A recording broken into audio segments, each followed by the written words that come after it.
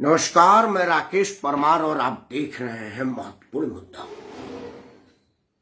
महत्वपूर्ण मुद्दे की शुभारंभ इस बात से कि आज हमने कश्मीर के जुर्म सितम पर फाइलों में दफ उस जुर्म का सजीव चित्रण देखा, जिसको विवेक अग्निहोत्री ने बड़े ही निर्ममता, निर्दयता या ये कहे कि सच्चाई से चित्रित करने का प्रयास किया है। मित्रों, मेरा हाथ जोड़ के आपसे प्रार्थना है कि इसे फिल्म समझने की भूल ना करें। फीचर फिल्म कल्पना पर आधारित होती है। उसमें अभिषेक शुभ से बात, उसमें कथाकार की कल्पना होती है, कुछ उसकी अपनी भावना होती है, कुछ नाटक होता है और तब जाकर के एक फिल्म तैयार की जाती है।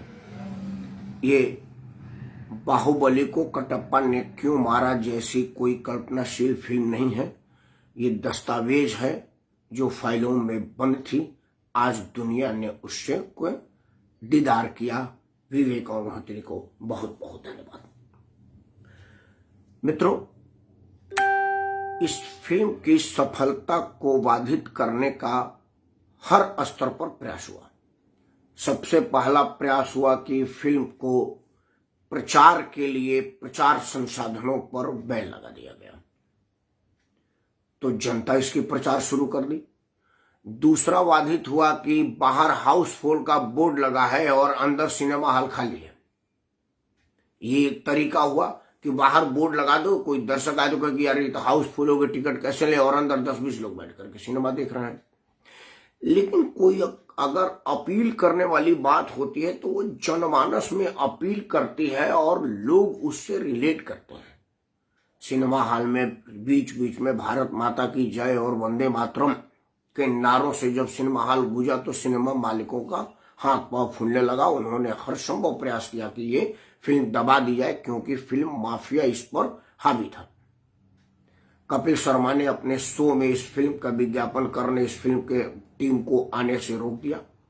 दिल्ली के लुटियन मीडिया में भी सभी चैनलों पर इस फिल्म का प्रचार नहीं हो रहा है। कुछ चैनल जिनको राष्ट्रवादी चैनल का तगमा हासिल है, वहीं पर विवेक अग्निहोत्री का साक्षात्कार चला और जगह कहीं नहीं चला है। उन सब के बाद जब लोगों को लगा कि यार इसका तो प्रचार प्रसार की जिम्मेवारी जनता ने ले लिया है, अब जिस काम को जनता ले लेगी उसे कौन रोक सकता है।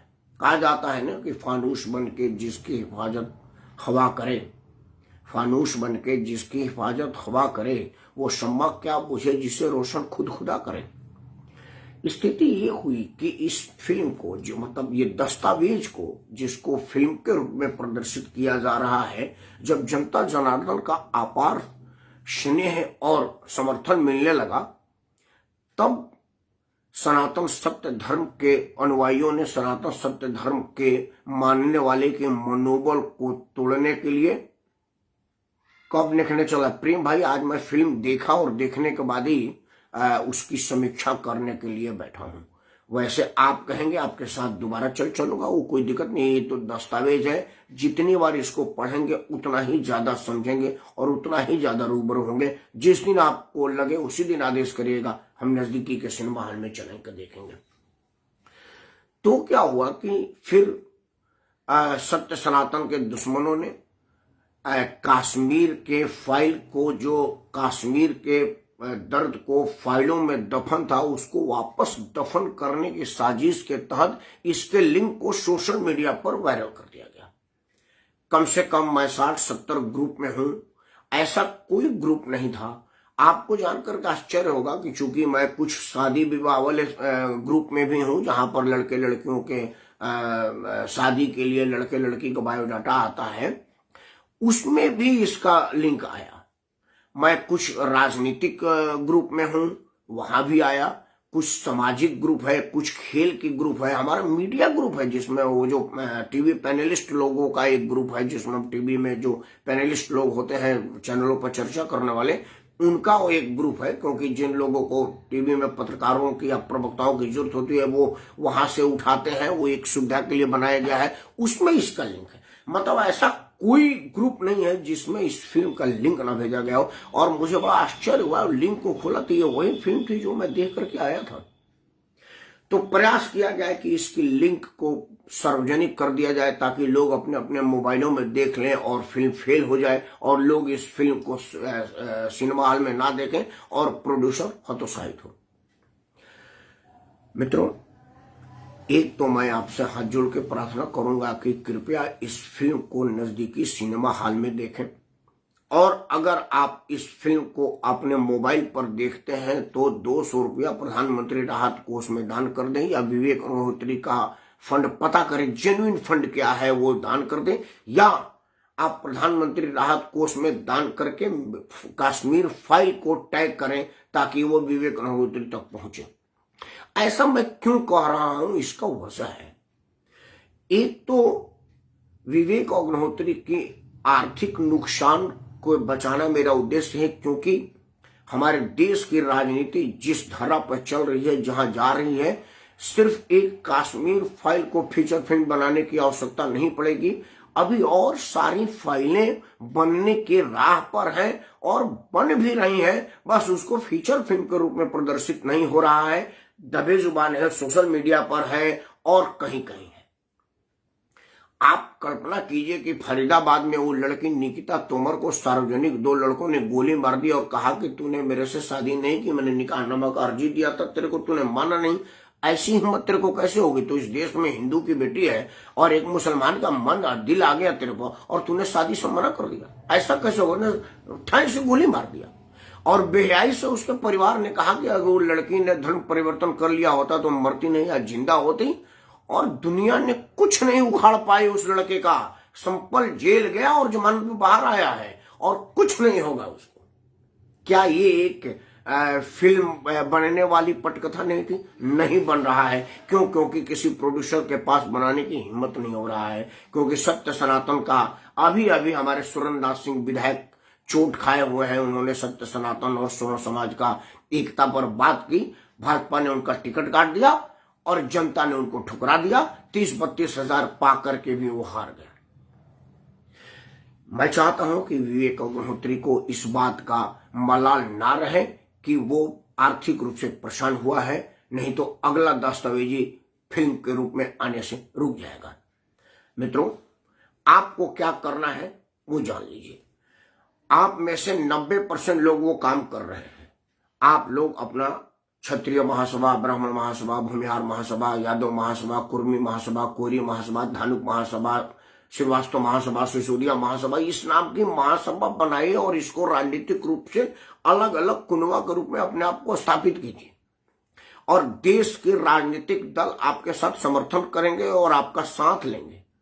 देश की सबसे बड़ी राजनीतिक पार्टी जिसका केंद्र से लेकर के और राज्य स्तर पर फैला हुआ है और आज के तारीख में सर्वशक्तिमान शक्तिशाली राजनीतिक पार्टी के रूप में उसका उभार हुआ है, वो है भारतीय जनता पार्टी। भारतीय जनता पार्टी ने छोटे छोटे जातीय आधारित पार्टियों के साथ समझौता किया है और उसको मंत्री पद दे रहे हैं। आपको बांटने का प्रयास मजबूत किया जा रहा है। स्थिति ये हुई कि भारतीय जनता पार्टी 70 सीट खो दी और समाजवादी पार्टी मुस्लिम वोट के सहारे 71 सीट पर बढ़त हासिल कर ली। देश में स्थिति बस आप जाति आधार पर अपना बंटवारा मजबूत करते रहें और एकदम अपनी जाति के लड़ाई पर अड़े रहें। आपको इस देश में 4-5 फिल्में का तो नाम मैं नाम बना देता हूं जिस पर फिल्म बनना है वो बन चुका है, सिर्फ आप देख नहीं रहे हैं क्योंकि सहज सुलभ उपलब्ध आपके पास नहीं, आपने आंखों में पट्टी बांध रखा है। मैं दिल्ली में रहता हूं, हमारे घर से कुछ दूर में ही फरीदाबाद में मेवात जगह है। वो एक मेवात फाइल की पिक्चर है जो उससे कश्मीर से भी ज्यादा मसालेदार है, कश्मीर से भी ज्यादा दर्दनाक है, कश्मीर से भी ज्यादा खतरनाक है, लेकिन किसी की हैसियत नहीं है कि वो बने। एक ट्रेलर आपने दिल्ली में देखा था, दिल्ली फाइल भी एक फिल्म आराम से बन सकती थी। वो फिल्म बनी भी और सब लोगों ने देखा, सराहा और उस पर 57 भी दिया। टीवी डिबेट्स चले हैं दिल्ली फाइल में। जब अमेरिका के राष्ट्रपति की भारत दौरा प्रस्तावित हुई तो वो फिल्म के निर्माताओं ने, निर्देशकों ने कितना शानदार ट्रेलर दिखाया, उसमें आपने देखा था एक आईवी के धारी को जिस बेरामी से चाकुओं से गोद गोद करके मार के नाले में फेंक दिया गया, वो रोमांच भी उसमें था। आतिशबाजी जो सड़कों को हुई, वो उसका आतिशबाजी भी आपने देखा। और वो पेट्रोल पंप कारों की शोरूम का फूंकने का जो व्यापक और बृहद सीन था, वो आप सबने देखा है। और उससे भी अब आपका मन नहीं भरा हुआ और आपका दिल नहीं चेता हो, तो आप अभी लगता है कि कहीं कुछ कमी रह गई है। देश में 2-4 जगह ऐसे हैं, मैं समझ रहा हूं कि सैकड़ों ऐसे जगह हैं जहां पर इस तरह की फिल्में रोज शूट होती हैं, बस आपका ध्यान नहीं जाता है क्योंकि वो सिनेमा हॉल में प्रदर्शित नहीं होती। और जब तक वो सिनेमा हॉल में नहीं प्रदर्शित होगी, तब तक आप कहां देख पाएंगे? आपको कहां मेवाई फाइल दिख रही है, कहां आपको सीलमपुर फाइल दिख रही है, कहां आपको दरभंगा फाइल दिख रही है, कहां आपको पश्चिम बंगाल में फाइल दिख रही है? पश्चिम बंगाल में क्या कम शूट हो रहा है? पश्चिम बंगाल में कभी आपने कल्पना किया होगा इस देश में कि भाई दुर्गा पंडाल में ये आदेश किया गया होगा कि माता जी की मूर्ति करिए, लेकिन नमाज का व्यवस्था यहाँ पर जरूर करिए, और नमाज यहाँ पर हो, माता रानी की स्तुति का स्तुति रोक दीजिए। ये तो हो ही रहा है, तो आपने कहाँ देखा है? मतलब वो सब तो आप देख ही रहे हैं। तो इस तरह के फिल्मों को और ज्यादा स्कोप मिले, स्लॉट मिले, और ज्यादा प्रोत्साहित होकर के निर्माता निर्देशक के पास आर्थिक मजबूती होगी तभी तो फिल्म बना पाएंगे। क्योंकि फिल्में बनाने के लिए तो अभी देश में बहुत सारे जगह है, और उसका स्लॉट तैयार करने में आप अपने यादव सेना, क्षत्रिय सेना, ब्राह्मण सेना, भूमिहार सेना के नाम पर सेनागिरी कर ही रहे हैं। टुकड़ों में और कुनबों में क्षत्रिय समाज नहीं बटा है, पूरा स्वर्ण समाज बटा है। कोई राजपूत है, कोई ब्राह्मण है, कोई भूमिहार है, कोई दलित है, कोई पिछड़ा है। अब तो दलित में भी जाट जाटो, पासी, धुनुक, नुनिया करके, गुण करके अलग जाति है। और स्वर्ण में भी अब ब्राह्मण एक अलग है, क्षत्रिय अलग है, दलित में भी कई दलित अलग है, ओबीसी में भी कहा जाता है कि भाई यादव अलग है, कोयरी कुर्मी अलग है, वो मतलब वगैरह वगैरह वगैरह। मित्रों, इस देश में शुरू से जिस दिन देश आजाद हुई उसके पहले ये कहानी 1857 में ही तैयार कर दी गई थी, जब अंग्रेजों को 1857 गदर मंगल पांडे के विद्रोह, कुंवर सिंह की शौर्य, हलकारी बाई की हनक, लक्ष्मी बाई की देश के प्रति ललक, इन सबों से जब अंग्रेज हार मान करके चले गए, तो उन्होंने कहा कि भाई इस देश को जीतना होगा तो क्या करना होगा। उन्होंने इस देश में 4 जीव जंतु भेजे। उस जीव जंतु में मैकाले नाम का जंतु ने सबसे ज्यादा काम किया। बोला कि भाई सबसे पहले आप यहाँ के शिक्षा व्यवस्था का नष्ट करें, यहाँ के वेशभूषा का नष्ट करें, यहाँ के संस्कृति पर हमला करें, और यहाँ के लोगों का मजाक उड़ाना शुरू करें। आप तिलक का मजाक उड़ाइए, आप चोटी का मजाक उड़ाइए, आप खड़ाऊ का मजाक उड़ाइए, आप धोती का मजाक उड़ाइए। सिनेमा को बाकायदे हथियार बनाया गया, और फिल्म वालों में अगर कोई कॉमेडी सीन का कलाकार को विदूषक का रोल दिया गया तो उसको धोती पहना दिया गया, उसकी चोटी लंबी कर दी गई। आपने देखा होगा सूट बूट पर हीरो हीरोइन आपस में रोमांस कर रहे हैं, और एक चोटी वाला घूम करके लोगों का मनोरंजन कर रहा है, और दर्शक उस चोटी को देख करके ताली बजा रहे हैं। तब से वो एक मजाक और उपहास का पात्र बन गया। आज धोती सिर्फ पूजा में बैठने का रह गया है। पंडित जी कहते हैं भाई पेस्टा खोद के आपको बैठना पड़ेगा, वहां से आपको मारना शुरू किया गया और आपको जात में बांटना शुरू कर दिया गया। स्थिति यह रही कि सरकारें खूब इसका समर्थन दी, क्योंकि उससे हुआ क्या कि सरकारों को ये बाध्यता खत्म हो गई बताने का कि पूरे दुनिया में पेट्रोलियम पदार्थ सस्ता है तो आपके यहाँ महंगा क्यों है। क्योंकि जैसे आप महंगे की बात करेंगे तो पूछेंगे कि आपका नाम क्या है जो आप पूछ रहे हैं। जी मैं बोलूंगा मैं राकेश परमार। अच्छा, जाति कौन से हो? जी मैं क्षत्रिय हूं। क्षत्रिय हो? मित्रों, इन्हीं से मेरा शुरू से लड़ाई है, क्योंकि एक गरीब के बेटे को प्रधानमंत्री के सीट पर बैठते हुए नहीं देखना चाहते हैं। और आप ताली बजाएंगे। मायावती कहेगी कि बहनों, एक दलित की बेटी ने सिर्फ 28-29 करोड़ रुपए का एक साड़ी पहन लिया है, इस क्षत्रिय राकेश परमार को बर्दाश्त नहीं हो रहा है, और आप ताली बजाने लगेंगे। एक पिछड़ा कहेगा कि मित्रों, ये राकेश परमार छत्री है, एक अहिर के बेटे को 500 करोड़ रुपया के घर में रहते हुए नहीं देखना चाह रहा है, आप ताली बजाने लगेंगे। एक कोई नीतीश कुमार कहेगा कि मित्रों ये राकेश परमार छत्री आदमी है, कोयरी के बेटे को मुख्यमंत्री की गद्दी पर नहीं बैठने देखना चाहता है, और अब ताली बजाने लगेंगे कि यार बात ठीक आ रहा है, राकेश परमार को प्रधानमंत्री मुख्यमंत्री बनने के लिए किसने कहा था, हमारा भाई तो बनेगा। लेकिन अफीम आपने इतना ज्यादा चाट रखा है कि उस अफीम के नशे में आपको यह समझ में नहीं आ रहा है कि अगर अहिर के रूप में सिर्फ मुलायम लालू और कुछ लोग ही अरबपति बनेंगे तो बाकी है तो दूध ही अपना काम चला रहे हैं, उनका भला कौन करेगा, उनके विषय में कौन सोचेगा, उनकी बेहतरी के लिए कौन काम करेगा। इन सब चीजों को जब तक आप नहीं सोचेंगे, नहीं समझेंगे, नहीं इस पर ध्यान देंगे, तब तक तो हर गली में फिल्म का स्लॉट तैयार है, सिर्फ उसको सिनेमा हॉल में आने की देर है। इस फीचर फिल्म के रूप में जो कश्मीर के जुर्मों और सितम की दस्तावेज को दिखाई जा रही है, इसको जानने के लिए आपको इतिहास जानना पड़ेगा। आज कुछ लोग इतरा रहे हैं, कुछ लोग अगरा रहे हैं। एक बात की जानकारी आपको दे दूं कि ये जिस वक्त ये फिल्म वहां पर शूट हो रही थी, उसके निर्माता, निर्देशक, प्रोड्यूसर कौन थे ये जान लीजिए। केंद्र में विश्वनाथ प्रताप की सरकार थी और भारतीय जनता पार्टी का बाहर से समर्थन था। भाजपा के स्वयंसेवक जगमोहन क्लर्क प्रशासन के रूप में जम्मू कश्मीर के राज्यपाल थे और शासन व्यवस्था सीधे उनके जिम्मे थी। जब कश्मीरी पंडितों का विस्थापन कश्मीर से हुआ तो भारतीय जनता पार्टी ने विश्वनाथ प्रताप सरकार के विरोध में इस कश्मीरी पंडितों के समर्थन में सरकार से समर्थन वापस नहीं लिया था। भाजपा ने सरकार से समर्थन तब वापस लिया जब राम मंदिर निर्माण में लाल कृष्ण आडवाणी की रथ को लालू प्रसाद यादव ने बिहार में राजकुमार सिंह कलेक्टर के माध्यम से गिरफ्तार करवा लिया। ERK सिंह, जिनको आज भारतीय जनता पार्टी पुरस्कार के रूप में कैबिनेट में मंत्रालय दी है और मंत्री बनाकर के सुशोभित की है। यही ERK सिंह उसको जिलाधिकारी हुआ करते थे। लालकृष्ण आडवाणी नेता विपक्ष की हैसियत से अयोध्या से रथ यात्रा लेके निकले थे और हर जगह घूमते घूमते बिहार में पकड़ लिए गए और तब जाकर के भारतीय जनता पार्टी ने समर्थन वापस लिया था। मतलब कश्मीर के पंडितों के ऊपर हो रहे जुल्मों सितम को रोकने के लिए भारतीय जनता पार्टी ने अपना समर्थन वापस नहीं लिया, उन पर जुर्म होने दिया और आडवाणी जी के घर के बगल में वो सारे कश्मीरी विस्थापित आ करके तब से 89 से लेकर के आज तक रह रहे हैं। जहां पर आडवाणी जी रहते हैं, जहां राजनाथ सिंह रहते हैं, जहां नितिन गडकरी रहते हैं, जहां अमित शाह रहते हैं, जहां नरेंद्र मोदी रहते हैं और जहां भाजपा का मुख्यालय है था, पहले वाला भी और वर्तमान वाला भी, ये सब 5-7 किलोमीटर के आसपास ही है।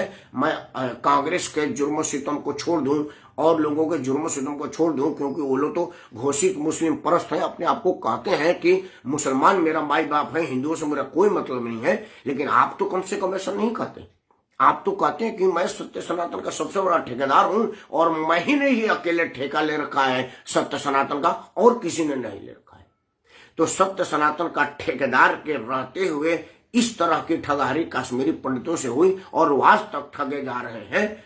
इसकी जवाबदेही तो आपको देनी पड़ेगी, इसकी जवाबदेही तो आपके ऊपर आनी पड़ेगी, इसकी जवाबदेही तो आप पर आनी चाहिए और आपको इसके विषय में बतानी चाहिए कि भाई क्या वो समस्या था, क्या वो मजबूरी थी, कैसी वो व्यथा थी कि आप इतने बड़े अत्याचार को होने के बाद भी व्यथित नहीं हुए। जिस दिन आप ये बात समझ जाएंगे, आपको उसी दिन खेल समझ आ जाएगी और जो ये जातीय रूप में आप बटे हुए हैं, भटक रहे हैं, वो भी आपको समझ में आ जाएगा। मेरा कल का वीडियो को ध्यान से देखिएगा। मैंने कहा है कि देश की जनता में अंदर करंट क्या है। अब वो अंदर करंट अंदर नहीं रह गया, बिल्कुल बाहर आ गया। आपको नहीं दिख रहा है तो आपको डॉक्टर के यहाँ जाने की जरूरत नहीं है।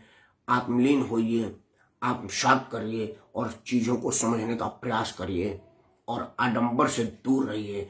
सोशल मीडिया पर खबरें देखिए, ज्ञान मत लीजिए, क्योंकि सोशल मीडिया विश्वविद्यालय नहीं है जहां पर शिक्षा दी जाए। शिक्षा विश्वविद्यालय और विद्यालयों में दी जाती है। वहां जाइए, किताबों का सहारा लीजिए और दस्तावेजी जांच लीजिए। फीचर फिल्म अभी और बनेगी, सिर्फ आप अपने आप को जाति में बांट करके रखें। हो सकता है कोई फिल्म आपके घर के बगल में डेवलप हो रही हो, उसको बाहर आना हो हो सकता है कोई फिल्म आपके घर में डेवलप हो रहा हो और उसको बाहर आना हो, क्योंकि निकिता तोमर के बाप को कहाँ पता था कि मेरी लड़की को 2 लड़के गोली मार देंगे और जमाना फेसबुक और सोशल मीडिया पर टीवी का टैग करके कुछ नहीं कर पाएगी। सोशल मीडिया पर फॉलोअर के रहने का फायदा क्या होता है? उत्तर प्रदेश में कांग्रेस से अभिनेत्री लड़ रही थी, 7 लाख से ज्यादा फॉलोअर है और 1000 वोट उसको मिला। तो समझ लीजिए कि वो फॉलोअर कहाँ जाते हैं। कांग्रेस की रैली में जितना भीड़ हो रहा था उतना किसी में नहीं हो रहा था, और 2 सीट कांग्रेस जीती, वो भी अपने दल पर, वहां के उम्मीदवारों ने जीता, कांग्रेस के उसमें कोई योगदान नहीं है। तो ये बात राजनीतिक रूप से समझने की बात है। आपसे हाथ जोड़ के प्रार्थना है कि अगर आप चाहते हैं कि कश्मीर फाइल की तरह से आपके घर पर भी कोई फाइल ना बने और उस पर भी कोई फिल्म ना बने, तो कम से कम जातीय आधार पर अपने आप को बांटना बंद करके सत्य सनातन को अपनाइए, और सत्य सनातन में ही सब छिपा हुआ है, इसको जान लें। जिस दिन ये बात जान जाएंगे उस दिन देश में रहने की पात्रता पर कायम रहेंगे। अदरवाइज आपकी स्थिति क्या है वो दिख रहा है, एक फाइल आपके घर में भी बन रही है। मैं भगवान से प्रार्थना करूंगा कि वो फीचर फिल्म तक तब्दील ना हो और वो जुल्म सितम जो कश्मीर में हुआ हो आपके यहाँ ना हो, ऐसा ना हो। एक बार पुनः है आपसे कि अपने आप को पहचानिए और ये जात में जो बटे हुए हैं उसको हटा करके, मिटा करके हिंदू बनकर रहिए, सनातनी बनकर रहिए, भारतीय बनकर रहिए, क्योंकि सिर्फ हिंदू धर्म में, सत्य सनातन में ही वसुधैव कुटुंबकम है, सत्य सनातन में ही दुनिया भाई है, सत्य सनातन में ही भाईचारा है, सत्य सनातन में ही अपनापन है, और सत्य सनातन में ही फूफा मामा चाचा भाई मामा दादा का बंधन है, शर्म है, लिहाज है, लिमिट है, बाकी कहीं नहीं है। इसलिए यथार्थ को समझिए और कश्मीर फाइल को फिल्म समझने की गलती ना करें। नहीं तो उसका ट्रेलर आपने दिल्ली में देखा है, जब दिल्ली में अमेरिका के राष्ट्रपति आने वाले थे तो तत्कालिक फिल्म निर्माताओं ने एक झलक आपको दिखाया था। आपने मीडिया पर इसकी झलकें देखी है कि एक बकरी चोर को लोगों ने पीट पीट के मार दिया तो दुनिया में मॉब लिंचिंग के नाम पर कोहराम मच गया। लेकिन कश्मीरी पंडितों को अपने ही देश में रिफ्यूजी के रूप में 30 साल 32 साल से जीवन यापन करना पड़ रहा है। कीड़े मकोड़े की तरह से जिंदगी रेंग करके उनकी कट रही है, और एक आदमी भी उस पर मॉब लिंचिंग का इल्जाम नहीं लगाया। कभी इससे बड़ा मॉब लिंचिंग नहीं हो सकती कि एक देश के, एक अंदर देश के मिलिट्री थी, फौज थी, सेना थी, स्वतंत्र न्यायपालिका थी, स्वतंत्र पत्रकारिता थी और स्वतंत्र विचार के भी लोग थे। और ऋषि कश्यप के कश्मीर में जहां ज्ञान की गंगा बसी, शंकराचार्य के तपोभूमि में जहां शंकराचार्य जी को वहां पर ज्ञान प्राप्त हुआ, जहां पर एक से जहां पर शल्य चिकित्सा के ऋषि युत्सु का जहां पर ज्ञान प्राप्त हुआ, ऐसे महान विभूतियों की रिसर्च स्थल हमारे देश का मस्तक कश्मीर से पंडितों को या तो मार दिया गया या भगा दिया गया या वो भागने पर मजबूर हो गए, लेकिन उनमें से किसी भी कश्मीरी पंडित ने एक पत्थर नहीं उठाया। कहा जाता है कि भटके हुए नौजवान क्या करें, अगर उनके अधिकारों का हनन होता है तो अधिकार की रक्षा के लिए उनको हथियार उठाना पड़ता है। लेकिन इस बात की समझ कश्मीरी पंडितों को नहीं हुई, क्योंकि उनसे ज्यादा अधिकारों का हनन तो शायद दुनिया में कहीं किसी को नहीं दंश झेलने को मिला होगा। लेकिन भला हो उस पंडितों का, उनके सहनशीलता का। मैं तो हाथ जोड़ के उनके श्री चरणों पर अपना सर्वोच्च सम्मान के साथ नतमस्तक प्रणाम कर रहा हूं कि उन्होंने विरोध में पत्थर नहीं उठाया और भारत के संविधान में आस्था बनाते हुए भारत के कानून के तहत अपना अधिकार का प्रतीक्षा किए।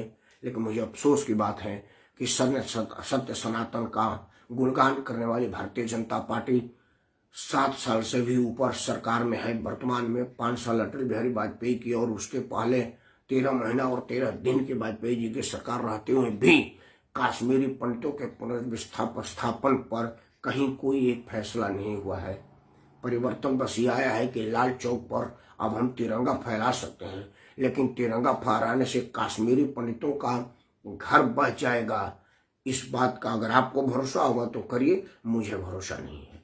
हाँ, ये जरूर है कि आपको और बहुत सारे फिल्में तुरंत देखने को मिलेंगी, क्योंकि फाइलें पूरा देश में डेवलप हो रही हैं। आप सिर्फ जात में बटे रहिए।